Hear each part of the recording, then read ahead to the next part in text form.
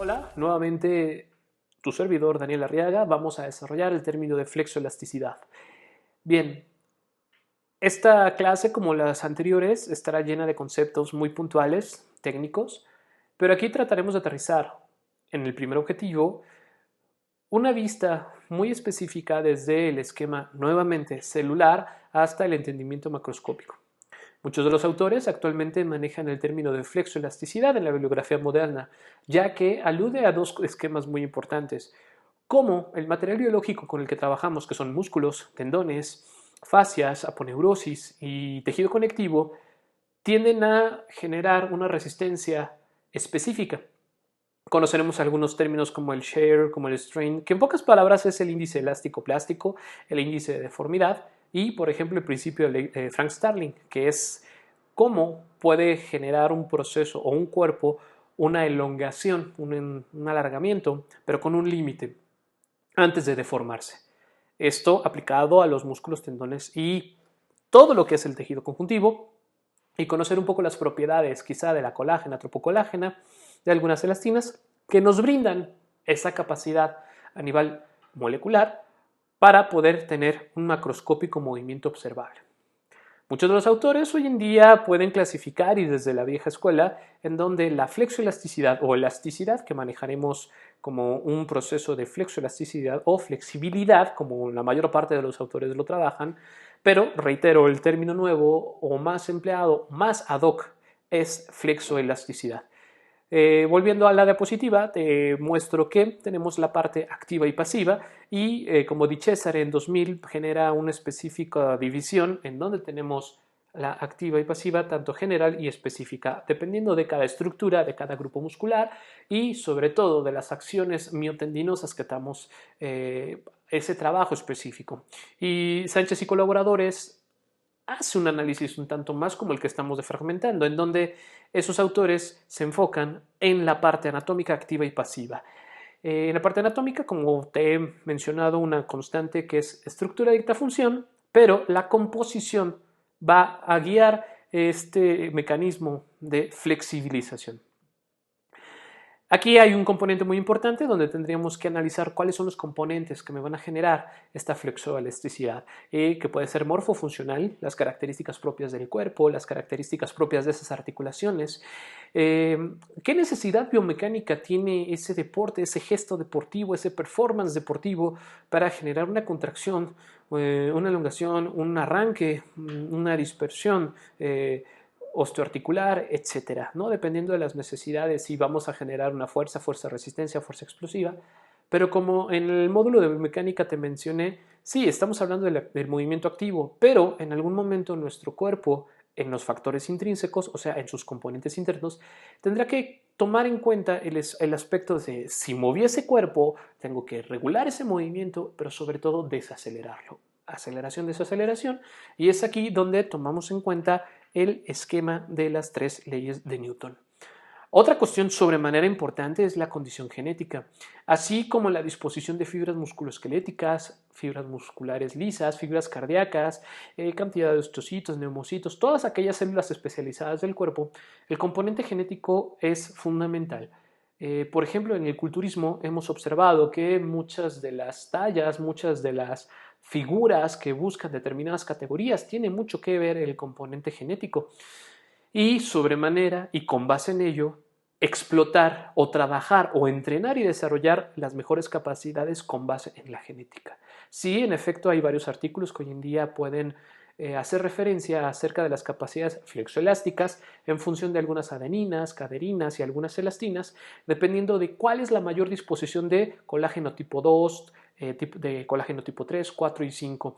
Dentro del cuerpo, la colágena o el colágeno tiene un factor importante para establecer las diferencias anatómicas y las diferencias funcionales entre la flexoelasticidad o el movimiento articular.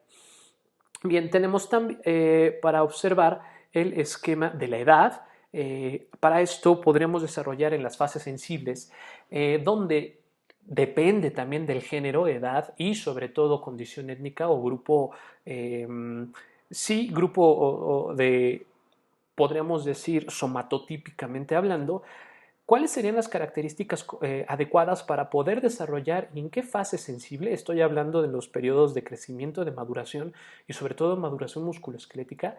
Hacíamos referencia en el módulo de propiocepción que hay un sitio anatómico en la área cortical, en el giro precentral, donde tenemos esas áreas sensitivas, esas áreas primarias sensitivas y motrices que nos proveen de una característica o una representación cortical de la información que le mandan nuestros músculos, tendones y todos los sensores referente al movimiento, situación y posición. Bueno, esto en las fases sensibles de desarrollo tendríamos que observar cómo sería la mejor didáctica y metodología para desarrollar dentro de las capacidades coordinativas la flexoelasticidad, la coordinación, el ritmo, la cadencia, la secuenciación, etcétera.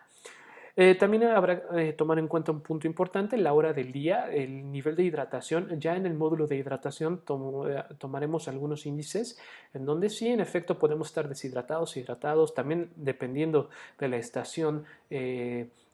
Vaya, en cuanto a primavera, verano, invierno, cuáles serían las condiciones climatológicas adecuadas. Otra cuestión importante sería la lesión de enfermedades o accidentes previos, que esto puede reducir los esquemas de actuación musculoesquelética, los rangos de movimiento y también la temperatura y los estados emocionales. Indudablemente siempre tomaremos en cuenta que el estado psicofisiológico interfiere directamente en los esquemas de secreciones hormonales y sobre todo uno de ellos sería en la cuestión dopaminérgica que está muy relacionada con el movimiento y por consecuencia con la serotonina y por consecuencia con la acetilcolina. Entonces aquí observamos una concatenación muy importante acerca de los componentes de la flexoelasticidad. Nuevamente, te ofrecemos una perspectiva que te brinde más esquemas de conocimiento y bueno, más adelante estaremos mencionando algunos autores que te sugiero que los puedas buscar en la red, donde podrás ver los estudios y los desarrollos de la teoría y las formas de cómo podemos trabajar la flexoelasticidad.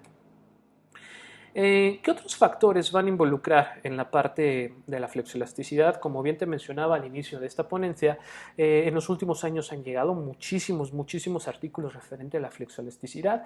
Uno de los autores latinoamericanos, Mario Di Santo, que en su momento tuve la fortuna de conocer cuando colaboraba en una cadena deportiva de mucho renombre, nos dio un curso acerca de la concientización del movimiento y curiosamente proponía una diferente carga académica y desarrollo metodológico versus a una corriente que era MAT, de Muscle Activation Techniques, de Greg Groskopf, que propone acerca de conocer los índices que estuvimos estudiando en propiocepción de las reacciones del reflejo miotático, reacciones alfa-gamma, etcétera, con base a la facilitación neuropropioceptiva. Y Mario Di Santo propone una serie de postulados metodológicos acerca de cómo sí el uso neuromuscular, las fibras intrafusales y extrafusales, coordinados con el órgano tendinoso de Golgi, tienden a generar y pautar la flexoelasticidad.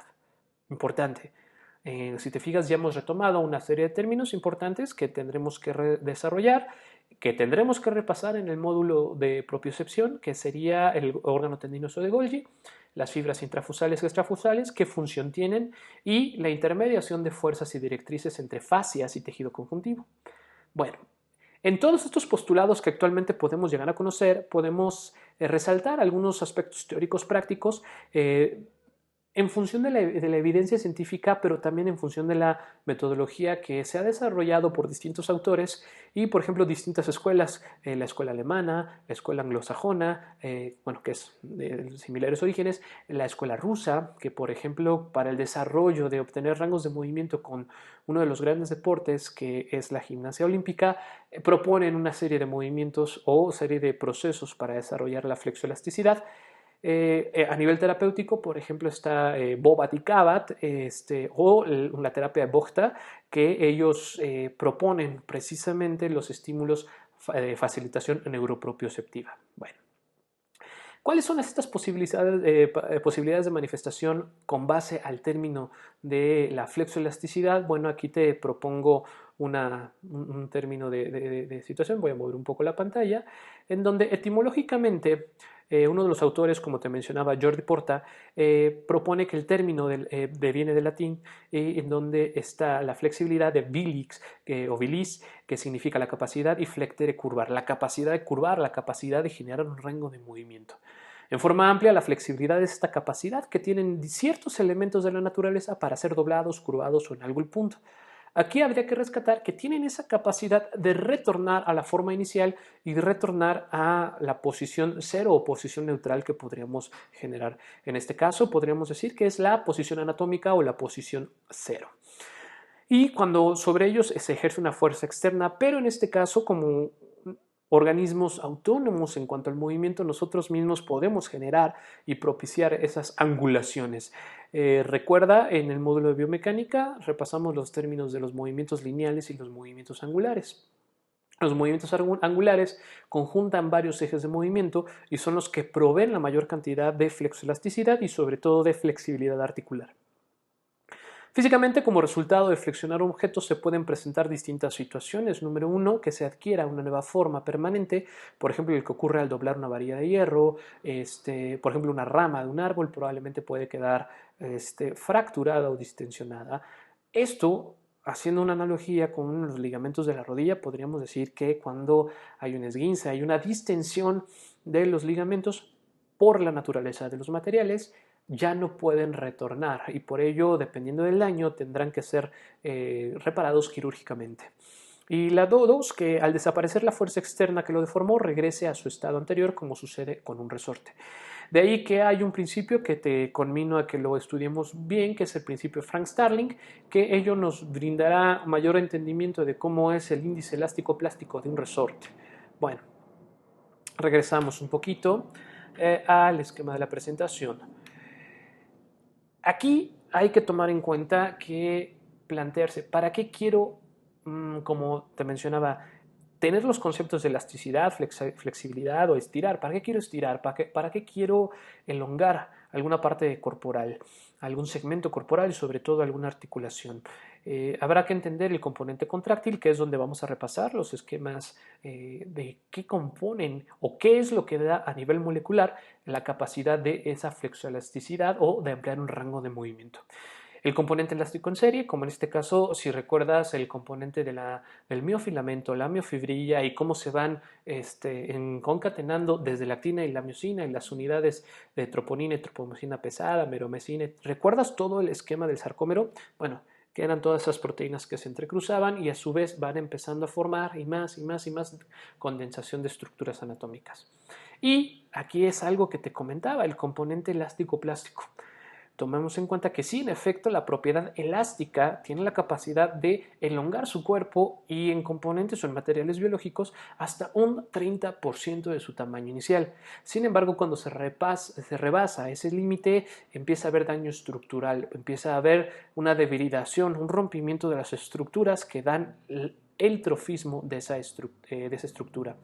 Y pues puede haber un elemento de aceleración, desaceleración, que aquí en el esquema lo podemos ver como elemento frenado o el elemento deslizante.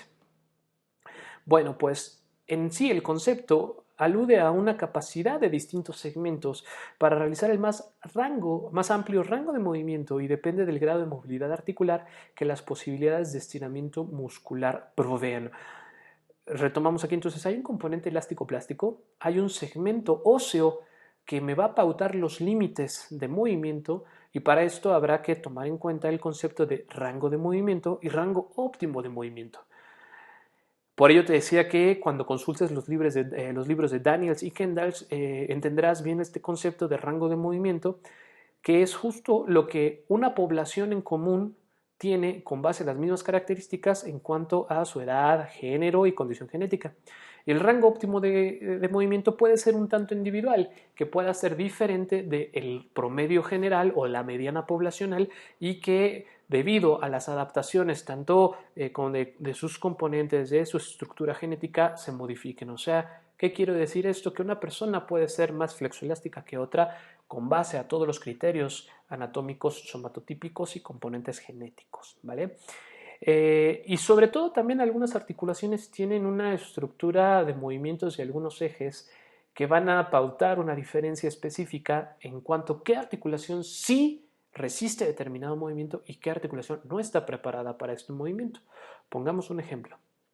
¿Cuántas veces no vemos en esta calistenia de la vieja escuela en donde en la rodilla empiezan a generar movimientos con tendencia circular cuando entendemos que los 6 ligamentos de la rodilla no están preparados en su totalidad para soportar estas fuerzas de torsión, distracción, compresión y dispersión, y habrá que analizar todos los ejes de movimiento para entender el por qué una persona, en pocas palabras, está haciendo movimientos con tendencias circulares. Cuando la articulación de la rodilla tiene componentes de deslizamiento, sí, pero que la meseta tibial articulada y unida con ligamentos internos, como ligamento cruzado anterior y ligamento cruzado posterior y los colaterales, le van a dar ese soporte para tener un movimiento de flexoelasticidad solamente en unos ejes de movimiento.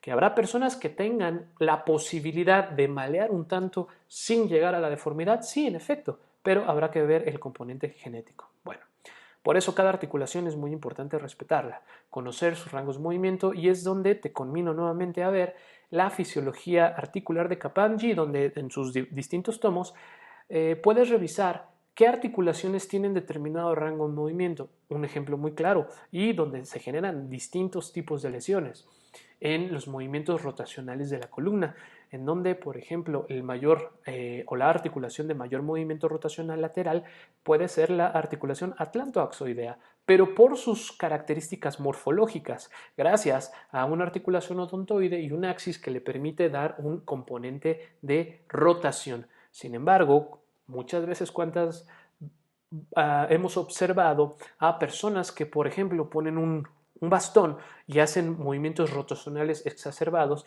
generando un estrés articular en las carillas articulares o las carillas facetarias de la columna vertebral, predominantemente en las carillas o en las vértebras torácicas o dorsales, que son las que tienen mayor adaptación para estas facetas articulares donde se articulan las costillas. Y si encima de ello tú les sumas un movimiento de aceleración, desaceleración, a lo largo puedes empezar a generar una artrosis, un desgaste articular y empezar a detonar algún pinzamiento de alguna raíz nerviosa, y hay una degeneración y es un ciclo de inflamación, degeneración de tejido impresionante. Pero bueno, esto sucede también en todas las articulaciones, rodillas, tobillos, cadera, y esto, si tenemos y le unamos una deshidratación, un sobreuso, un disestrés articular y una mala técnica, pues indudablemente tendremos lesiones. Y lesiones que no se van a curar con un kinesiotape, con una electroestimulación, con pomadas mágicas, no, porque ya son de componentes que degradaron ese material biológico. Te comentaba, aquí tenemos algunos ejemplos donde hay fuerzas de comprensión, unas fuerzas tensiles, donde pueden generar con una convergencia de fuerzas, una distracción y una dispersión de energías. Y hay distintos algoritmos y varias fórmulas que te van a proveer ese entendimiento de que el material, en pocas palabras, puede romperse. Ese material se puede desarticular, ese material puede quedar debilitado. ¿Cuáles serían los componentes de la flexoelasticidad? Bueno, indudablemente tenemos varios esquemas. El componente de la flexoelasticidad, vamos a tener indudablemente el rango de movimiento, la extensibilidad, pero esto tiene que ver con los componentes contráctiles. ¿Qué capacidad tienen esos músculos y tendones de generar contracciones concéntricas, excéntricas, isométricas, ecocéntricas, exotónicas? En sí, per se, la elasticidad del propio material, pero vuelvo a lo mismo, la única forma de poder entender la real elasticidad es en un laboratorio donde tengas todo el material e incluso se tome alguna biopsia de algún grupo muscular para poder entender y generar las distintas experimentaciones para poder determinar el grado de elasticidad. Bueno, si no tenemos esto instrumentado, lo mejor sería con métodos de regulación o de evaluación rango muscular seguras, como las que te comento que propone Daniels y Kendalls. La plasticidad, como te comento, esa densidad que le da a la colágena, a los músculos, a las vainas que envuelven los músculos, te van a proveer de un esquema límite de que no se deforme ese músculo, de que no se deforme ese tendón. La maleabilidad, esta propiedad que también le puede darse, por ejemplo, a la piel repetidamente con facilidad de retomar a su estado natural, Pero como podemos observar en la piel, que principalmente hay musculatura lisa y tiene una gran disposición de colágeno tipo 2, colágeno tipo 3, conforme va avanzando la edad se van rompiendo esos puentes de unión y por ende las arrugas y por ende la flacidez de la piel. Entonces también tomar en cuenta que la hidratación y la nutrición pertinente nos va a brindar un esquema muy amplio acerca de la flexoelasticidad. Bien, otra cuestión es que estos términos van a hacer referencia a todos los componentes de cómo son los componentes contráctiles de ese tejido, ya sea muscular, articular, tejido conectivo o piel, y sobre todo solo deben de ser usados en un contexto jamás refiriéndose a la flexibilidad sola per se. Si yo tuviera una articulación per se, si no tuviera tendones, ligamentos, piel y tejido conjuntivo, indudablemente no se movería. Y todo orquestado y coordinado, por ejemplo, con una propiocepción, con una esterocepción, etcétera. Todo lo que vimos en el módulo anterior. Bueno, hasta ahí cómo vamos. Ya vas apuntando tus dudas, los términos. Estamos generando dudas. Si es así, qué bueno, porque ese es el propósito. Acuérdate que el conocimiento es tener más dudas cada vez, pero sin quedarnos con la desinformación. Bueno, pues hay muchas acciones psicomotrices, fisicomotrices y que también dependen de cómo se articulen las estructuras óseas y entender en las estructuras de movimiento amplio, que no necesariamente son sinoviales, entender la naturaleza de cada uno de ellos. ¿Recuerdas la clasificación de las articulaciones? Bueno, repasemos rápidamente. Inmóviles, semimóviles y de libre movimiento.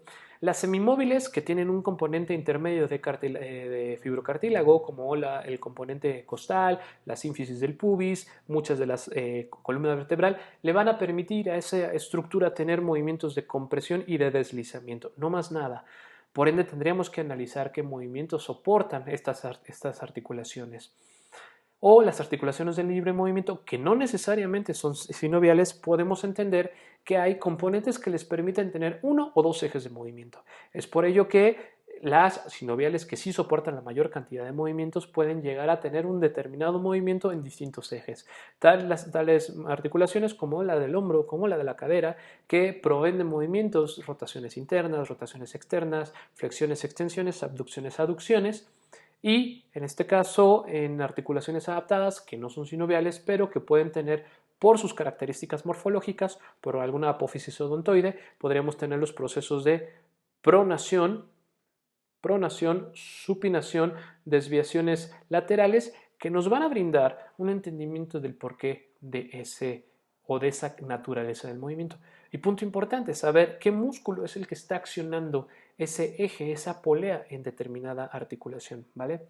Entonces, wow, son muchos componentes y ahora hablar del término de flexoelasticidad ya no es tan sencillo porque tendremos que pensar, tendremos que detenernos a analizar que ese componente de todas estas estructuras anatómicas nos brindan una propiedad macroscópica, que en este caso es simplemente que se mueva una articulación.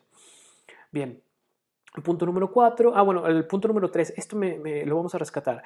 Los tejidos blandos, músculos, fascias, tendones, ligamentos adyacentes a una articulación son los tirantes que van a mover esa articulación y ellos también van a condicionar la flexoelasticidad y van a determinar la amplitud de ese movimiento. De ahí viene el término que siempre constante usado, el de estructura adicta a función. Punto número 4. Además, es factible desarrollar la flexibilidad en una región corporal si se mejoran las posibilidades de movimiento articular, obviamente con un entrenamiento, pero con un entendimiento de qué es lo que estamos haciendo, y por ende los tejidos blandos adyacentes son los que van a soportar y los que van a tener esa adaptación neuroanatómica y osteotendinosa para poder proveer de movimiento. Y aquí te pongo una imagen en donde, por ejemplo, el movimiento de elevación, descenso, protracción, retracción, rotación interna, rotación externa, tengo que entender todos los ejes de los componentes de la articulación acromioclavicular, pero sobremanera entender qué músculos en cuanto a su origen, inserción, son los que van a generar esas tracciones, esos torques. Y a medida de que si les imprimo aceleración, desaceleración, voy a brindar y voy a proveer de un movimiento coordenado que a final de ello me va a dar un rango de movimiento. ¿Cómo ves? Bien, Algo aquí donde empezamos a entrar a la parte molecular y microscópica es que las propiedades tanto mecánicas y dinámicas de los tejidos haremos un repaso muy sencillo. Los tejidos blandos, indudablemente todos aquellos que los vamos a encontrar en un estado plasmoso y que ellos son los que van a brindar también un esquema limítrofe de la movilidad articular. ¿Cuáles son? Ligamentos, músculos, los vientres musculares, los tendones, cápsulas y fascias. ¿Te acuerdas cómo se llamaba el sitio donde el músculo o la unión tendinosa se adosa al cuerpo? ¿Te acuerdas cómo se llamaba? Bueno, se llama éntesis. Esa éntesis es en el sitio donde se juntan, se tejen, se unen las uniones miotendinosas a las regiones óseas y por ello tenemos las partes tanto proximales y distales de los huesos. Bien, entonces todo es el tejido blando, pues son los tejidos conjuntivos. Es por ello que cuando hay una lesión, por ejemplo, de rodillas, no puedes determinar claramente qué profundidad tuvo la lesión y es cuando dicen, es que necesitamos una resonancia magnética. Oye, pero es que en la radiografía no se ve. No, porque no se alcanzan a ver esos tejidos blandos. Necesitamos una resonancia magnética o una tomografía para poder diferenciar las diferentes densidades de estos cuerpos que se erosionaron, que se debridaron, que se hicieron o generaron una distensión y es por ello que es complejo entender las lesiones de rodilla, ¿vale? De los componentes intraarticulares y periarticulares. Bueno, luego tendremos los tejidos conjuntivos fibrosos que son ricos en colágeno, más adelante veremos un poquito, y los tejidos elongables, ahí se me pasó un poquito el 3, en vez de una S, lo siento, y rico en elastina. Y las capacidades de elongación de ambos es lo que te decía, el límite elástico-plástico y dentro de las respuestas del colágeno para ver las longitudes y las tensiones que soportan estos tejidos para proveer de movimiento. Bien, mira, aquí te pongo uno de los papeles importantes del colágeno. Hay inclusive hasta 21, algunos estudios que proponen hasta 21 tipos de colágeno. Bueno, en cuanto al músculo esquelético, nos importan inclusive hasta 5 tipos de colágeno. Pero el colágeno tipo 1, tipo 2 y tipo 3 son los principales actores que le van a brindar a tu cuerpo una capacidad flexoelástica y una capacidad para proveerle movimiento. Voy a leer nada más este párrafo, a ver si me sigues. El colágeno. Desde el punto de vista mecánico, el colágeno se caracteriza por ser muy resistente a la deformación y por su poca capacidad de extensibilidad. Repito, por su poca capacidad de extensibilidad. Es por ello que cuando escuchamos el término de vamos a hacer elásticos por las propiedades contráctiles de la integración de tus músculos y tendones, no sería permisible, no sería tan factible. Bien, según el modelo elástico y plástico de Young, que bueno, en este caso son de los primeros estudiosos fisiólogos que desde 1940 empiezan a estudiar por medio de biopsias, primero en modelos animales y posteriormente ya con biopsias en humanos, fijan que hay una relación en donde se hace una elongación del material, pero llega a un límite en donde se va a tener un componente elástico-plástico y por ello las fibras de colágeno necesitarán una aplicación de grandes fuerzas para ser elongadas, según los autores Bersar, citado en Adler en 1999, que se puede registrar un peso hasta 10.000 veces superior al valor del peso de una fibra de colágeno que no logra estirar. Cabe aclarar que en este estudio se estudiaron principalmente el colágeno tipo 2 y tipo 3. Y bueno, se consigue y se elonga una fibra que no logra estirar, aunque si se consigue elongar una fibra de colágeno, puede ser estirado hasta un máximo de su 10%. ¿Recuerdas que en la capacidad elástica te mencioné que en un material orgánico puede ser hasta una elongación del 30%? ¿Por qué se determinó hasta el 30%? Por varios estudios en distintas regiones corporales y se determinó que 30% sería como el límite elástico-plástico y ya cuando se elonga más del 30% de su tamaño original es cuando empiezan a generarse las lesiones, las disrupciones y todas las alteraciones en cuanto al tejido. Y bueno, entonces un máximo de su 10% de su longitud inicial antes de llegar a romperse y una protofibrilla llegará al punto de rotura a tan solo 4% de su elongación máxima, según un gran neurólogo, un gran fisiólogo también, que es Ramachandran, citado en Adler en 1999. Te digo, son muchos autores que igual te invito a que los vayas leyendo. Ve un poco esta imagen que te pongo. El colágeno tiene una estructura molecular en donde, por su nombre, que son algunas colas hidrófogas hidrofílicas, que quiere decir que tienen mayor acepción o repulsión hacia el tejido hídrico o al agua, pero cuando se entrecruzan son cadenas que generan una gran tensión y una gran fuerza de resistencia y que le van a proveer inclusive al sistema óseo, que gracias al colágeno tipo 2 y tipo 3, los huesos tienen un determinado rango de flexibilidad y una capacidad flexoelástica, y es lo que le permite, cuando tú tienes un movimiento balístico, un movimiento acelerado, de darle ese soporte para poder resistir y que no se rompan. Es por eso que cuando una persona, cuando sufre una caída, cuando sufre un desbalance, sus huesos soportan este índice elástico plástico y soportan. Pero cuando la fuerza y la magnitud tiende a generar mayor soporte, mayor torque, puede haber transgresión de estos tejidos y por ende se generan las fisuras, las fracturas, etc.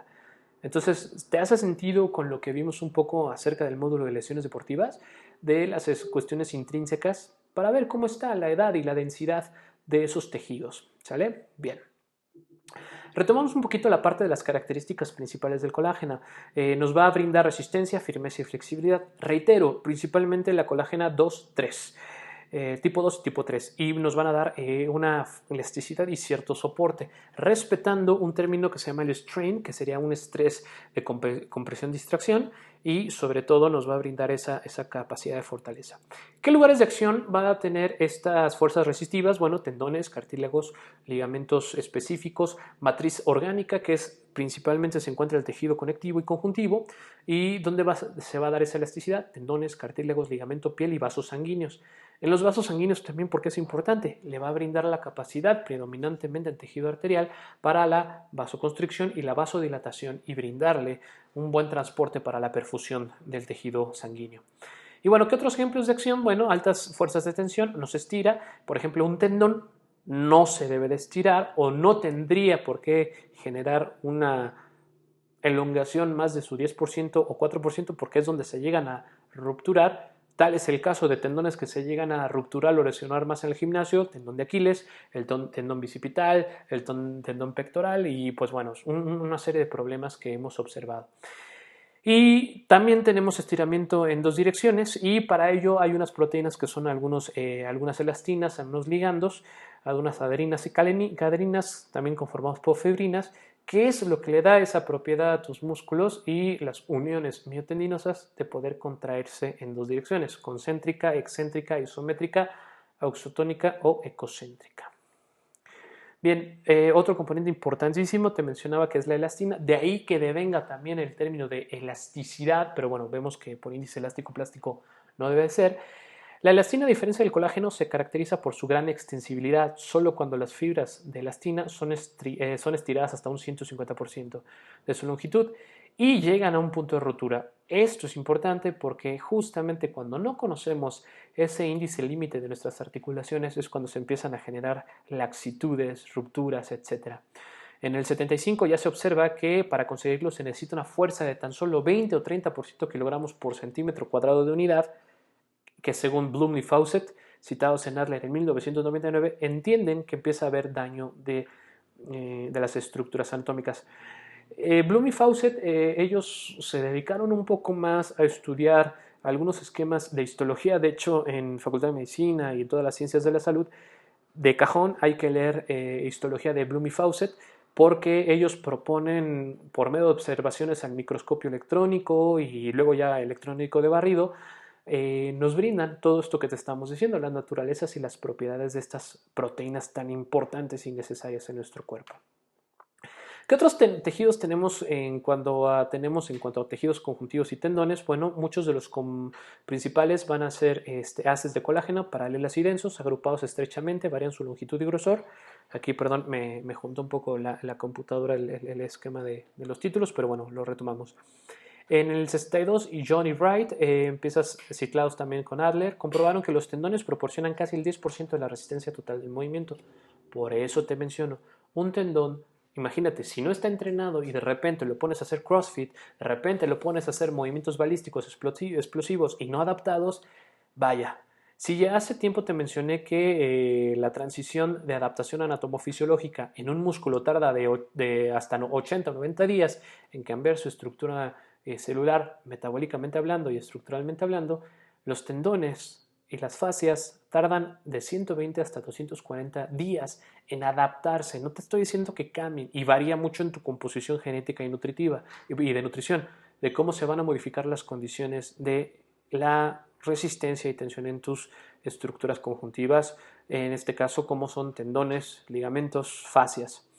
Y bueno, otro punto importante es que todos estos tejidos de conjuntivos y tendones, su función es transmitir al hueso la fuerza de la contracción del vientre muscular, del tipo de contracción que te había mencionado, y lo que nos interesa es convertir esta parte del músculo en un tejido deformado o poco reactivo, puesto que se perderá parte de la tensión destinada a mover articulación de un tendón que atraviesa. Resumido en pocas palabras, ¿te acuerdas que te dije que la éntesis es donde se adosa a la articulación? Y entonces ir adaptando esas moléculas como la que viste de colágeno y que por medio del entrenamiento periodizado, planificado y sobre todo adaptado a las condiciones individualizadas del sujeto a entrenar, nos permitan brindarle un entrenamiento seguro que a posterior indique que esas estructuras musculoesqueléticas van a estar muy bien adaptadas y sobre todo que van a perdurar en el entrenamiento. Y bueno, otra cosa importantísima, los ligamentos no se estiran, los ligamentos no son elásticos, y he visto en un sinfín de distintos gimnasios, en distintos parques, que de repente la gente dice que está estirando ligamentos. Corre, porque seguramente van a estar rupturando los mismos. También compuestos fundamentalmente por fibras colágenas, aunque entrelazadas con fibras de elastina afiladas a los de una forma que son adaptables y flexibles para dotar una amplitud de movimiento a las articulaciones que se rodean. Fuentes resistentes para que, fuertes y resistentes para no romperse con facilidad ante las fuerzas de elongación a las que se vean sometidos. Los ligamentos predominantemente, hagamos una analogía, son como las varillas en las construcciones. ¿De qué sirven las varillas? De soportar esas fuerzas de tensión, pero también de dispersión y distracción. De hecho, hay algunos estudios en ortopedia o traumatología que hacen referencia a la fuerza tensil que tiene un ligamento cruzado anterior, que hacen el similitud que debería soportar fuerzas de dispersión y distensión o del strain, como les mencionaba, de hasta 1,5 toneladas. ¿Y por qué se rupturan tanto los ligamentos cruzados anteriores? Porque tenemos a muchos pacientes que tienen una distensión, una ruptura, y esto es importante que lo tengas en conciencia.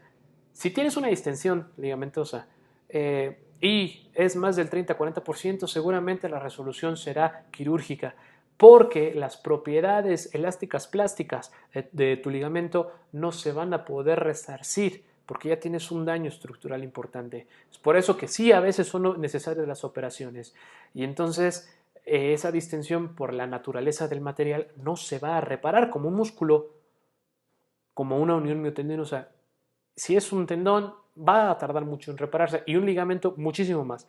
Por eso es necesario a veces la resolución quirúrgica. Bueno, los ligamentos y la cápsula aportan el 47% de resistencia total al movimiento. John C. Wright, citados en Adler en 1999, que es uno de los primeros libros de flexoelasticidad deportiva, emanan del conocimiento donde su función es la de estabilizar articulaciones. Si la tensión del estiramiento es muy elevada, podrán deformarse y perderse así la estabilidad de la articulación que atraviesan.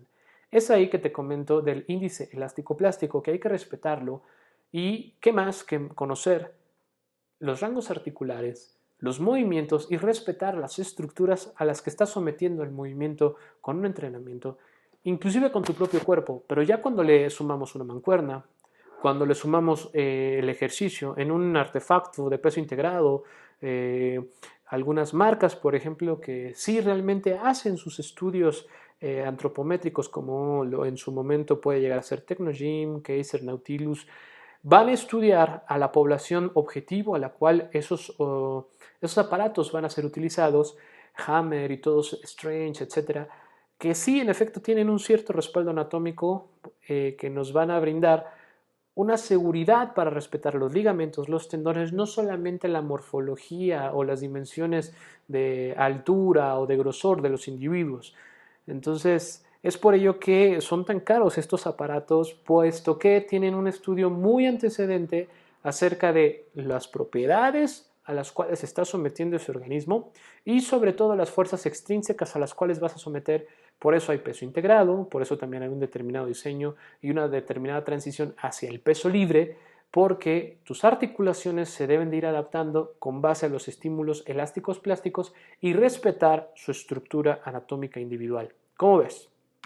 Continuamos.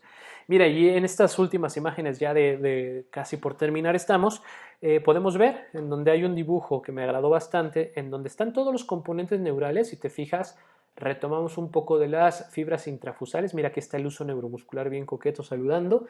Y tenemos la mediación, ¿te acuerdas? De la contracción concéntrica o excéntrica.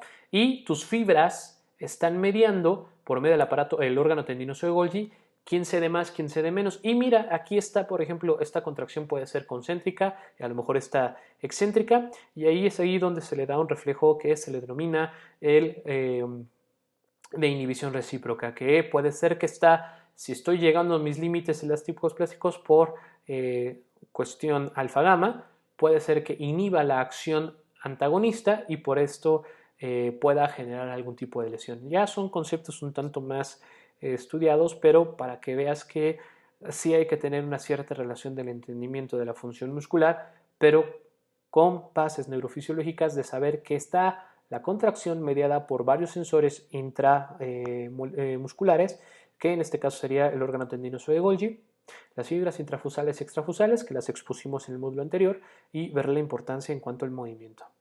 Y otro punto importante acerca de las fascias, resumiendo un poquito lo que nos menciona la información contenida en la diapositiva, es un tejido conectivo, indudablemente, tiene colágeno tipo 2, tipo 3 y 4, constituye un 30% de la masa muscular, por lo que se considera un factor importante que puede alterar la función y comportamiento mecánico de los muslos. De hecho, cuando tú en el trofismo, cuando quieres poner duro tu bíceps, exacerbar la contracción, realmente lo que tú percibes de esa región tan dura es la contracción de la fascia.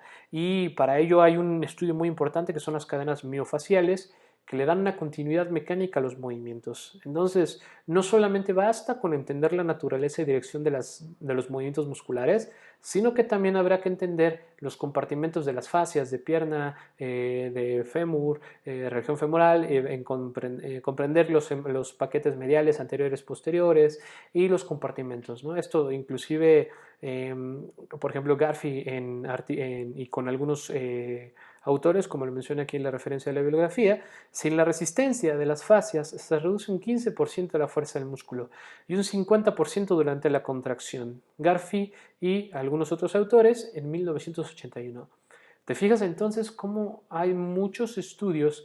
Y bueno, estos que son un tanto más de índole italiano, por eso la marca Tecnogym, bueno, sin mencionar marcas con el propósito promocional, pero por ejemplo la marca Tecnogym hizo un estudio o hace muchos estudios afines a la antropometría mediterránea, que en este caso es población italiana, que son muy similares a las características antropométricas mexicanas, y es por ello que este tipo de aparatos son muy buenos en cuanto a peso integrado, porque tienen un gran diseño en la parte de la estabilidad y seguridad articular.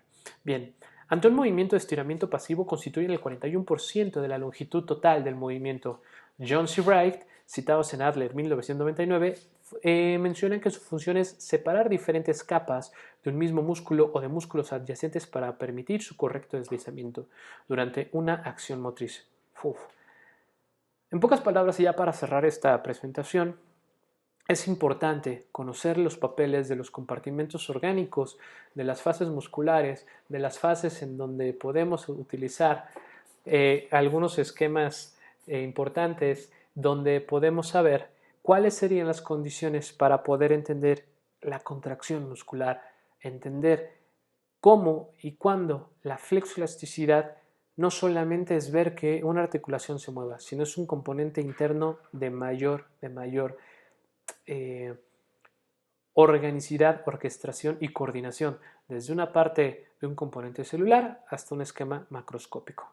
Con esta diapositiva cierro y aquí nos da un recuento en donde la estructura de los tendones, ligamentos y fascias, componentes como el colágeno, elastina, elastina y las tropomecinas, meromecinas pesadas, adeninas y cadeninas, proveen esta capacidad macroscópica de poder generar la flexoelasticidad, ¿no? Tomando en cuenta que Los músculos y tendones y fascias no los podemos clasificar en un estado de degradación sólido, líquido o gaseoso, sino que están un tanto más en un estado plasmoso y que tienen un componente viscoelástico que gracias a la naturaleza de las proteínas como la colágena y su estructura estequiométrica, o sea, su diseño molecular, es lo que les hace tan resistentes, tan soportadas a todos los movimientos que le imprimimos a nuestro cuerpo, inclusive con una misma posición sedente, en una posición sentado, acostado, estamos generando un strain, un estrés articular. Bueno, con esto cerramos este módulo de flexoelasticidad y retomamos nuevamente que todo tiene un control desde lo más celular hasta lo más macroscópico. Te agradezco tu atención, que tengas un excelente tiempo de estudio y como ya hemos visto, te damos mucha información, te damos mucho conocimiento para que todo esto sea eficaz y eficiente en tu entrenamiento. Muchas gracias por tu atención. Seguimos aquí en la Escuela de Entrenadores Deportivos en EDEN para brindarte los mejores cursos con el mejor sustento científico. Gracias.